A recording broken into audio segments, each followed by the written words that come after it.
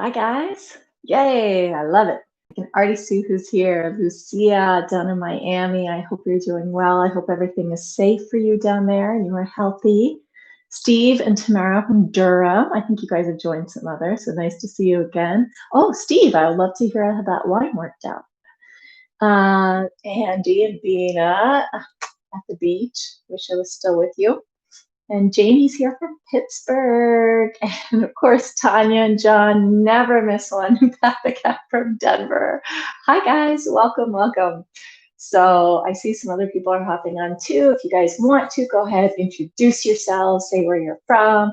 Part of the fun of these things is not just chatting with me and drinking the wine and everything, but everyone kind of gets to know each other and exchange tips and favorite wines and all that kind of stuff. So it's a little party since we can't see ourselves, see each other in person.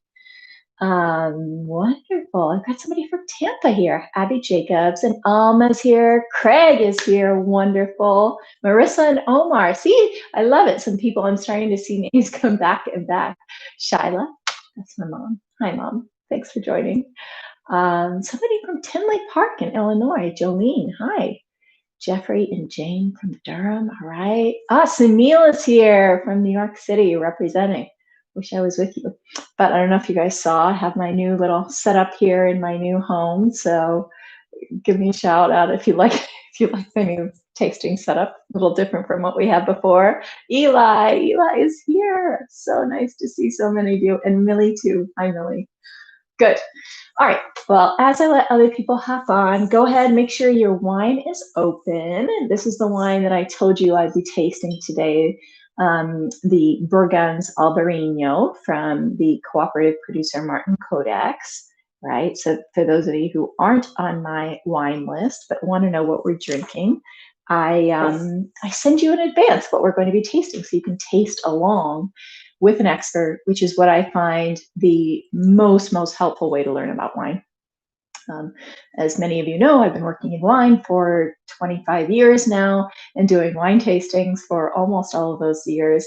And what I have learned the most from is not any book or any course that I've taken, not even just drinking a ton of wine teaches me everything, but what I always learn the most from is when I taste with someone who's knowledgeable about wine and they can show me the ins and outs of the wine and help me understand what's in my glass a little bit better and what's in my mouth. And that's the way I really learn so much about wine and just learn how to enjoy it more, which is my focus of tastings, is just to help you enjoy your wine a little bit more. Good. All right. So love the wine bottles integrated. All right. So you guys do like my backup. Hey. And hi from Pennsylvania. Hi, Angie. Good. I haven't seen you in a little while. Nice to see you back. Good. So we have so much to talk about, so I'm going to just jump right into it. I was thinking about what I wanted to tell you guys today about Albariño, and I thought before I dig into Albariño, because Albariño is a great variety, but since none of us can travel at the moment, I thought I'm going to just take a second to set the stage for you of this beautiful region of Rioja Blanco, because this is where Albariño gets its fame from. It is grown in some other places, like in Portugal, where it's called Albariño. And, if you're familiar with the wines of Vinho Verde, there's some Albariño grown and blended into the wines there. It's also done now in a lot of places of the world. It's catching on everywhere. New Zealand and California, Brazil even, and a lot of places. But Rioja Blanco is a very special place. I don't know if anyone's ever been there, but if you've been there, give a shout out and maybe you can give us your own special favorite things about the region. But it's a place that is kind of unusual for Spain. Like if you just saw pictures of it, you wouldn't even necessarily notice that it was in Spain because it is very green. It's actually called Green Spain, they call the region this. And it's located just above Portugal. So all the way on the western coast, the western northwestern coast of Spain, where they get a ton of rain.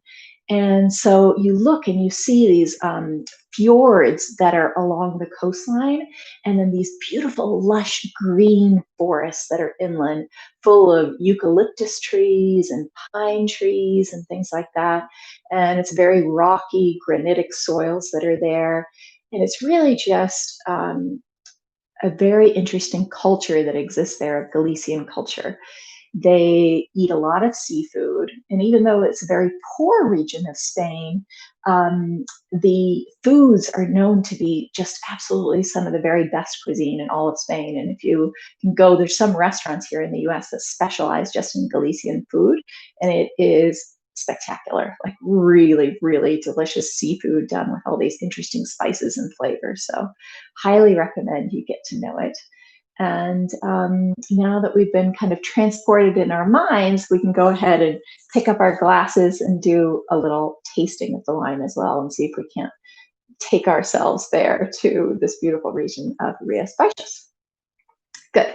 All right, so let's go through our steps of wine tasting as I introduce you to the grape of Albariño. And maybe some of you already know it. I don't know if anybody's already a big fan of Albariño, give a shout out and even tell us maybe what kind of Albariño you like. If there's a certain producer that you love or something like that, we would all love to get your tips. I have two other ones here that I was going to tell you about as well. You guys are already on the second glass. Okay, perfect. You're way ahead of me. So let's go ahead and taste. For those of you who haven't tasted with me before, I like to take you through all the steps of wine tasting. So I hold my glass by the stem or the base. If you've just taken this wine out of the fridge, it might actually be a little too cold to taste some of the subtle nuances. So you may want to take the wine in your glass and just kind of warm it in your hands. You'll see. If you're smelling it and you can't really smell anything, sometimes it helps to warm the glass, and you can do it like that. But if you smell, take a smell of the glass before you swirl it, so you can get maybe some of the delicate aromas, and then go ahead and swirl the glass and smell it some more so that the aromas of the wine can come alive. And you might smell some of the things that are very characteristic of Albariño. For instance, I smell a lot of white peaches in this wine, or nectarines, even apricots. These stone fruits are very, very typical of this grape variety. You might also be getting some citrus, maybe some citrus peel in it also.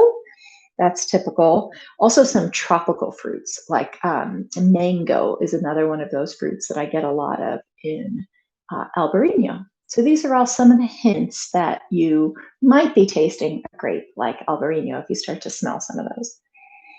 Good. Lucia says she loves Albariño and her husband is from Spain. So you could imagine, okay, wonderful. I don't know what region he's from, but I know there's a lot of rivalry between the regions in Spain. So who knows how he feels about Galicia. And as you're smelling it and swirling it to get some more smells out of it, you can think about the fruits. The fruits are always the easiest thing. And I was just doing a wine tasting a little bit earlier, and I was telling the group, if you say you smell fruit in a wine, it's always going to be correct. So it's one of the easiest things. If you're searching for words to describe wine, you can just say, like, I smell fruit. This smells like fruit, and you're going to be correct. And then you can start to ask yourself, like, well, what kind of fruits am I smelling? And that's where I was saying, like, the stone fruits, or if you smell berry fruits and things like that. Ooh, pineapple. Yes, absolutely, Sunil. So you can tell Sunil's been doing a lot of my wine tastings. So he's getting good at the descriptors. And then there are some other non-fruit smells in this wine as well. The most pronounced of those is something that is a little bit funny to smell in wine, which is saltiness. And if you're unsure what salt smells like, because salt itself, I guess, doesn't really have a smell, but the smell of sea air. I just left the beach, and that smell kind of seashells and the seafood that's in the sea, and just the smell of the sea. If you kind of close your eyes and imagine what it's like to stand on the beach and smell the ocean, and then stick your nose back in the glass and see if you can't get some of that in this. And if you can, then that's a really good tip that you are, in fact, smelling an Albariño. I like to give people hints of like, okay, if you just got a glass in your hand and you had no idea what it was, how would you be able to identify it, or what would you identify it as? And this saltiness, this brininess character is really something that is pretty distinct in Albariño. I don't get it in too many other wines. All right, so now go ahead and give it a taste. And at first you might taste it. Yes, absolutely. Jody's getting the mineral. Jody, I hope you were able to find the wine. I don't know which Albariño you found, but I hope it was at least something tasty. Ah, your husband's from Barcelona. Okay, lovely. All the way on the other coast. Then Jody and I want to talk about mineral, because mineral is one of the flavors in particular that I get, especially as I taste the wine. And as Craig knows, Craig and I have talked about this before, mineral is always one of the hardest things to describe to people who haven't done a lot of wine tasting. When they first start tasting wine, we're always like, okay, how do we describe to somebody else the minerality that we're tasting? Like, is it that you're tasting rocks? Is that what it is? And minerality, if you taste this wine, for one thing, when you taste the wine, you probably taste fruit. And if there's something other than fruit that you taste, you might taste some of that saltiness too. And there's some other quality to the wine. And if you think about having like a mineral water, like a brand of mineral water that has a very high mineral content is Pellegrino or Gerolsteiner. So if you've ever had either of those sparkling mineral waters, you're going to notice that it tastes very different than other waters. There is like this minerality content to it. And so if you haven't had those and you're not sure what minerality is in wine, that's your homework, to go out and taste some of those waters and then come back to this and see if you can't find some of those qualities in that. In mineral waters, they all have different amounts of all sorts of different minerals, but I think you'll find a good composition of especially what's in here. Another thing would be to go and taste some like Celtic sea salt, or a sea salt that's very high in mineral content, like some of the ones that come from northern French shores. And then you'll be able to see there's like something other than just saltiness, and that is minerality that comes from the sea. And it really is something that you can taste in wine. And it's not because they're adding it in. They're not adding in the salt from the ocean or anything like that, or any of the minerals. But some of them will already naturally exist in the wine, and some of the same compounds that make up the minerality will be here for the flavors. So it's not necessarily that even those minerals may exist in here, but it may be the flavors of, if that makes sense. Good. Okay, Nisha, that's an excellent fun fact. Good. What else did I want to tell you about the minerality? Okay, so we talked about the flavors. Oh, another one is beeswax. So that's another flavor that you might be able to get. My kids are really into beeswax candles. They're always lighting the beeswax candles or rolling them ourselves and stuff like that. So I get a lot of the smell. It's a very subtle smell that beeswax has, but there's also kind of like a waxiness and flavor that you might get in the taste of this wine too. So go ahead and search for some of these things. And if you guys aren't getting some of these flavors, but you're getting something else and you want to try and identify it, then let me know in the chat. Ask me. It's a great opportunity to have some dialogue and ask me and be like, Dean, there's something else I'm getting. I can't put my finger on it. Can you help me describe it? Because that's what I'm here for. I'd love to help you. Okay, Craig, I always like to know what Craig's drinking. From Zarate Albariño from Galicia. Powerful, steely, mineral driven. And yeah, you weren't able to get the Burgunds. That's totally fine. Whatever you guys are able to drink. I know it's one of the hardest things about doing these wine tastings is that everybody has different wines available to them in every state. It's a whole separate story as to why that is. Maybe I'll do a video sometime on why that is. But it's basically about the way they repealed prohibition in this country, made it impossible for us to have one market of wines. But for that reason, I try to pick things that are easily accessible for many, many people. And sometimes they're available, but sometimes they're not always. So you guys are always welcome to find an alternative.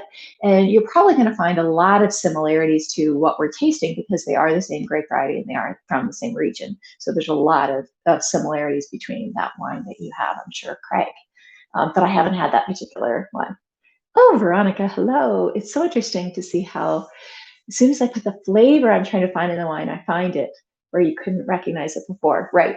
This is one of the things that is helpful about actually practicing to speak about wine and speak about the wine flavors is when you first start tasting and you're experiencing and you're smelling things and you're not quite sure how to put words to it, that's very normal. Like I wasn't born being able to walk out of the womb saying like, oh, I smell bananas in this wine or whatever it is. Like it's a skill you develop and they're actually neural pathways that connect to different parts of your brain, the smelling part of your brain and the language part that you've got to practice and build those connections and pathways in your brain. So the very best way to start to associate and start to get language to be able to describe your wine or your food or your flowers or your perfume, whatever those things are, is to just practice and try. And sometimes it's helpful. That's why I try and give you my words too. So you can even say those out loud and be like, apricots or peaches. Do I get that? Am I starting to develop those neural pathways to connect what I'm experiencing in the glass to the words? And you'll see it'll start to come, just like the people who have been doing the tastings for a while. It starts to develop it. So are all Albariños from that one region in Spain? No. So there are Albariños certainly that Albariño grape can be grown in many places, but the climate definitely impacts the wine. So this is a grape that has a very, it has a thin skin to it. So one of the things that can happen in the climate, when you get a lot of rain, is that the molds and things like that of the region can come in. So it's really important that you have a grape variety that can stand up to all those molds and do really well, which is why Albariño thrives in that region.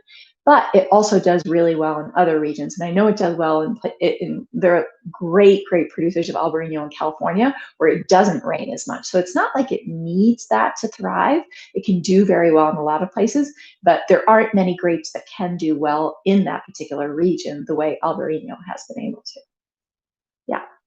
We've been Vino Verde drinkers. Yes. Oh my God. You went to Portugal. I love Portugal. And you're really enjoying this Albariño and you're noticing the similarity with Vino Verde. Exactly. It doesn't have the effervescence, although some of them do. There's a lot of different styles of Albariños that they're doing Rías Baixas. Some of them have a little bit of effervescence to them. Some of them, they're starting to do even some oak aging and things like that. This one doesn't have any of it, but there are a lot of different styles. And not all Vino Verde has Albariño. Albariño is considered one of the higher quality grape varieties throughout Spain and Portugal. So only the Vino Verde from like a particular area within Vino Verde is even allowed to use Albariño, which I think is kind of cool. So they're a little bit of a higher quality Vino Verdes too that have them. And yours is from Monterey County. So perfect. Nisha has a California example. And Nisha, if you know the producer, the label, I would love to know who is it that makes your Albariño, because I think it's really fun. You know, if we were doing more than a 30-minute tasting, some of the longer tastings that I do with folks like Sunil and people, we'll do like maybe 3 wines from different parts of the world. So it'd be really fun to do an Albariño tasting, like one from Portugal, one from Spain, one from California, one from New Zealand, and we could compare them across different places. Because when you do that, you start to recognize that the place it comes from definitely influences the way the wine tastes. So to Neil's earlier question of, do they grow it in different places? Yes, it's going to taste different. Like definitely a California one, you're going to get way more on the riper fruits. It may be less salty, less briny, for instance, but you'll also notice the similarities between all those places, because the grape variety itself is going to impart some flavors that it's going to take with it no matter where it goes. So there's some similarities, but then also some differences based on place. It's kind of a fascinating way to experience wine. Good. All right. Hello, JR. Very informative. Salute from Fresno. Awesome. Hello, Fresno, California. Nice to have you join us. And maybe you've got a California example you're doing. What else did I want to tell you guys about this wine? Feel free to ask questions if there's things in particular you want to know about Albariño. Oh, I was going to mention why Albariño has become so popular, or why I think it's become so popular, but also why it wasn't so popular. So I talked about, oh, this is your producer, Calarain Wine. Okay, I don't know that producer, Nisha, but I'm gonna save that name and look for it because I'm really interested in California Albariño and to see experience more of those. But I was mentioning, oh, why Albariño is popular. So why it wasn't popular is because if you look on a map at where this region of Rioja Blanco is, it's like super remote, right? It's not any place that people would have typically gone. Like when you go to visit Spain, you go to Barcelona, you go to Madrid, you go to Salamanca, you go to Sherry country in the south, but people don't really visit that region. And as I mentioned, it's a poorer region. So the wines were really unknown up until the 90s. And in the 90s, all of a sudden, through trade and tourism and things like that, people started to really discover them and fall in love with them and discover that, oh my gosh, there's so much great quality wine coming out of this region in this Scrape of Albariño. And that's when, ever since then, it's kind of gone around the world. But for that reason, that it's not a very wealthy region, a lot of the producers there are co-ops, they're cooperatives. And in a lot of places in Europe, and you guys have maybe even heard me say this in some of my tastings, I talk about how cooperatives are usually lower quality wines because what you have is you have a lot of small farmers who it's not their primary job even to grow grapes. Like they're probably growing a whole bunch of different things, and the grapes are just kind of one thing they do. And every year at harvest they go and they drop off the grapes to the cooperative and get some money, and then they make the wines. So there's not really a reason for them to take much pride in how they grow the grapes and pay attention to all that. Then there are certain places, and Rioja Blanco being one of those, and this particular producer, Bergan's, this co-op, is owned by another very large cooperative, Martin Kodak's. And Martin Kodak's is really, really good at figuring out how to get quality from their producers in this cooperative.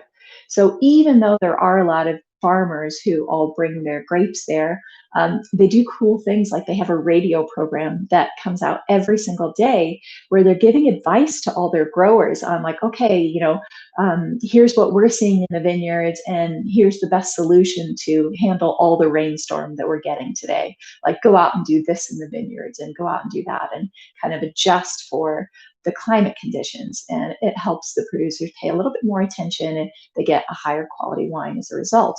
And also they get a higher quality wine, but it still gets to be the benefits of coming from a co-op, which is you get really inexpensive wine. So you guys probably saw this is a very, very affordable wine, and it's available in a lot of places. And I will say I can tell that this isn't a $20, like this Albariño producer that I have, this Grand Bazin, is it's a higher quality Albariño, especially their orange label. That they have, the amber label. And that one is a little bit more like $25.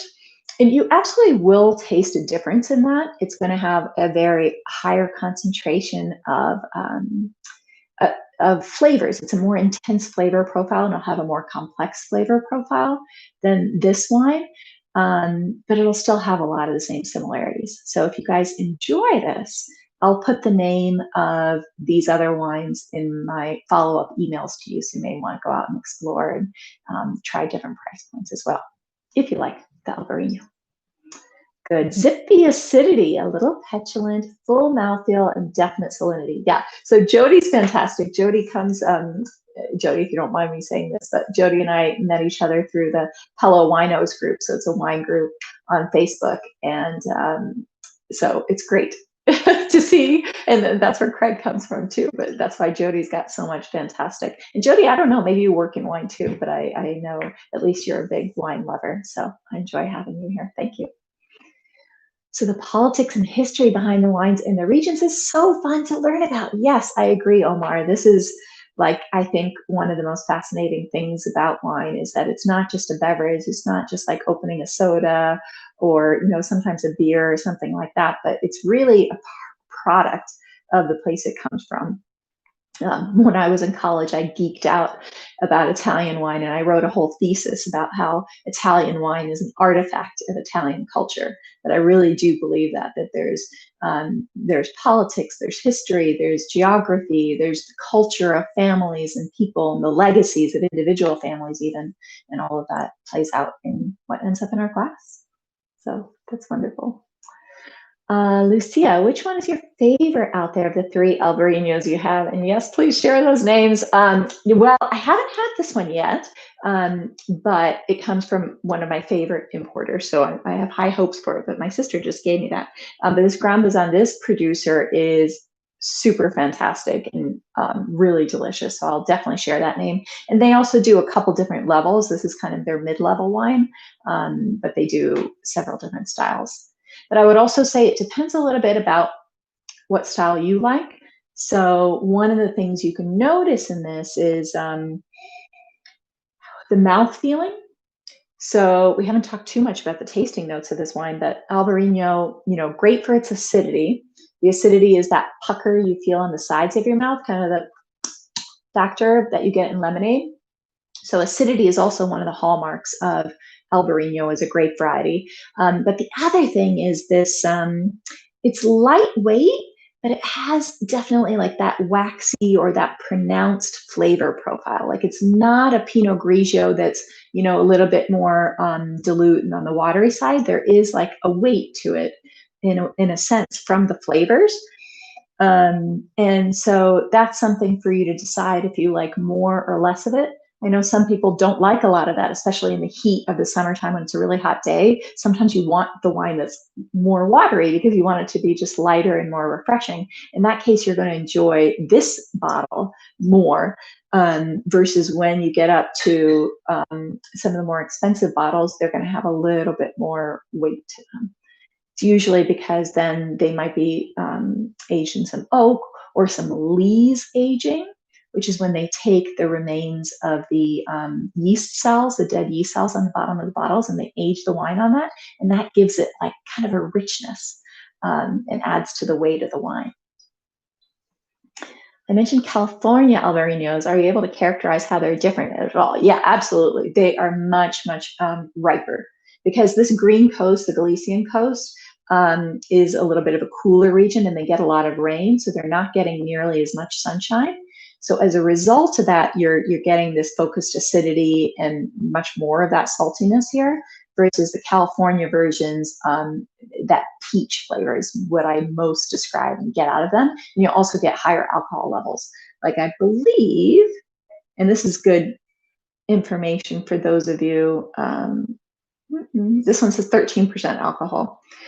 And that's, like on the high-ish end for Rias Baixas. You really won't see higher than 13.5, whereas some of the waxy is an excellent descriptor, whereas the ones in California, which I don't have any from California right here, I don't know why I'm looking over there, I'm looking to the left coast, the ones from out there, sometimes you'll find higher alcohol levels from them as well, so higher body. And what I was going to point out is that, for those of you who aren't aware of this, the warmer the region for the grapes, the more sugar that ends up in the grapes, right? Makes sense. Like tomatoes in the heat of the summer get more sugar to them. They're sweeter. So it's the same thing with grapes. And then the more sugar that's in the grapes, that gets fermented into alcohol, usually, unless it's a sweet wine. But usually all the sugar gets fermented dry into the alcohol. So the more alcohol a wine has is usually a result of how warm the region is. It's also a function of the grape variety, because some grape varieties tend to accumulate sugar faster and things like that. But this is kind of a safe rule. So if you're thinking about looking at a wine shop and thinking of like, okay, would I like this Albariño more or that one, or this Pinot Noir more than that one? You can think about the climate of the region and think, oh, this one comes from a warmer climate, so therefore it's going to have more alcohol. It's going to be fuller bodied feeling in my mouth. It's going to be riper. Will I like that or not? because then it can kind of steer you to know, like, okay, I'm probably going to like the wine from the warmer region or the cooler region. And in some of my other tastings, we taste two wines side by side for exactly that climate issue to be able to figure out for ourselves what we like better. 13.8. Yes, exactly. Right. So Nisha's California Albariño is 13.8. Right. So alcohol level is much higher than a Vino Verde typical. Absolutely. Because Vino Verde, usually those wines, they pick them pretty unripe and on purpose intentionally because of the style of the wine. And so those tend to be nice and low alcohol levels, which make them lovely, lovely summer wines. I had a whole list of other, I don't know if we're going to get to this whole list, but I had a other list of things for you guys to go out and taste some of my other fun summer wines. And Vino Verde is one of them. Another one, if you want to explore other northern Spanish wines, for those of you who haven't, there's a wine called Chocolate, which is spelled like TX. I'm not going to be able to spell chocolate. ATXACA. I can't spell it in my brain. I got to type it out.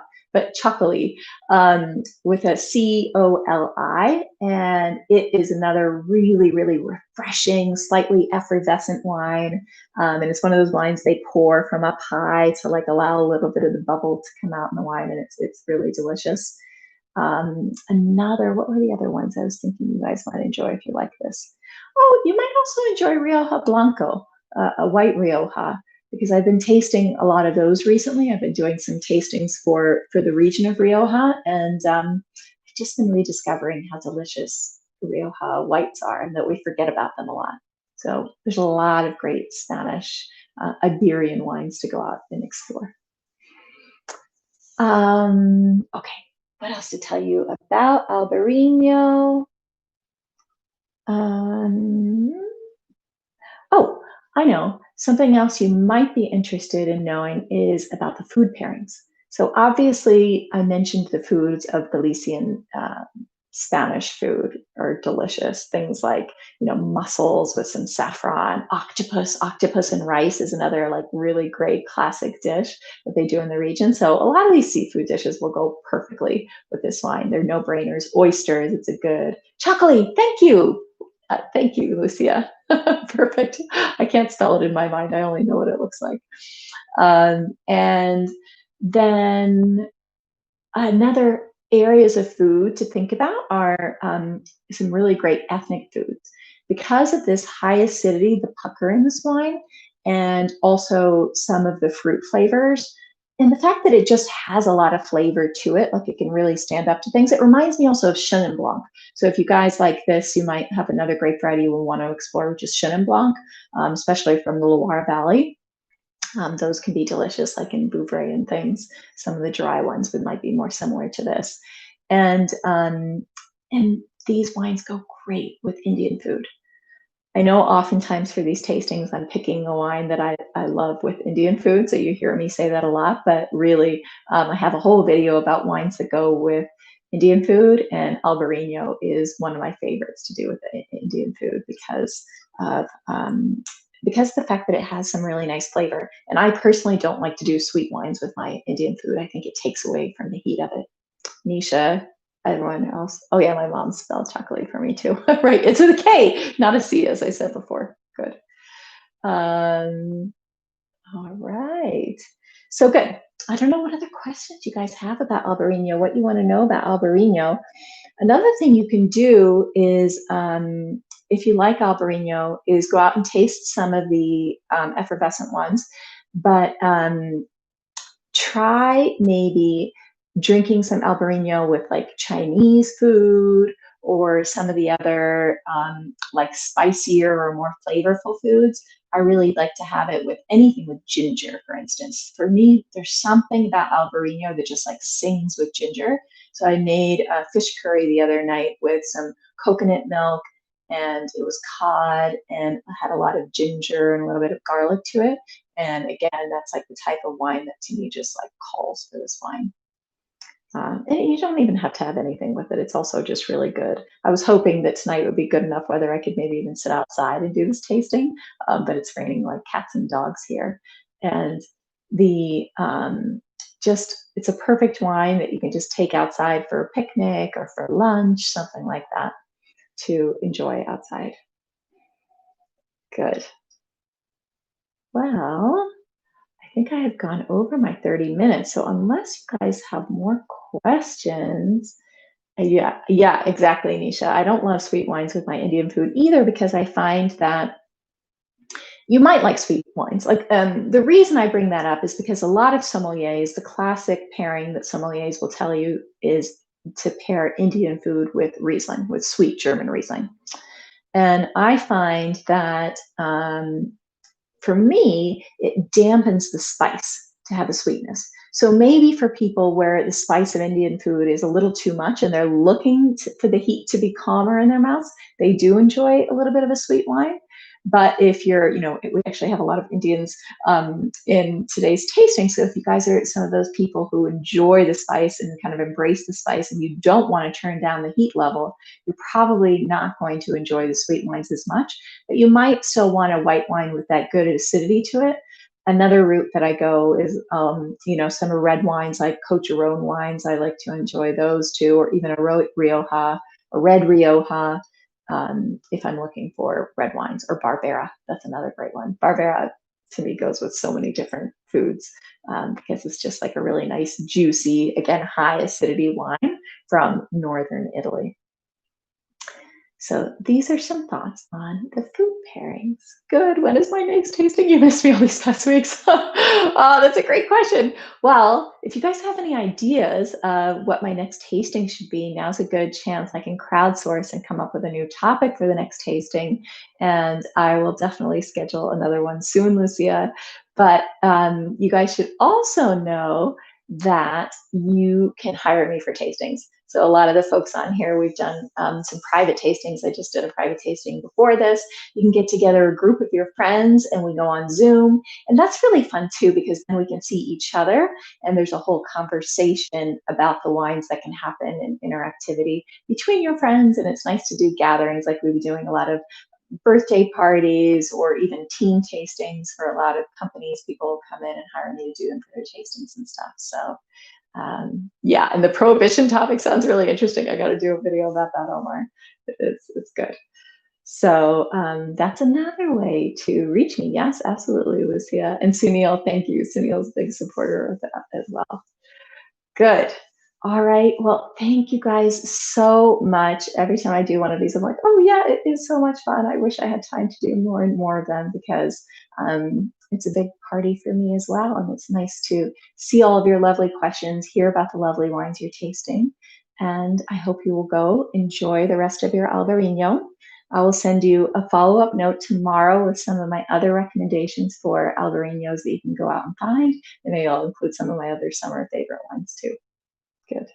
All right. Have a wonderful, wonderful night. Yay, you have a new favorite wine. Oh, that's great news, Jolene. That's what I love to hear. Cool. Okay.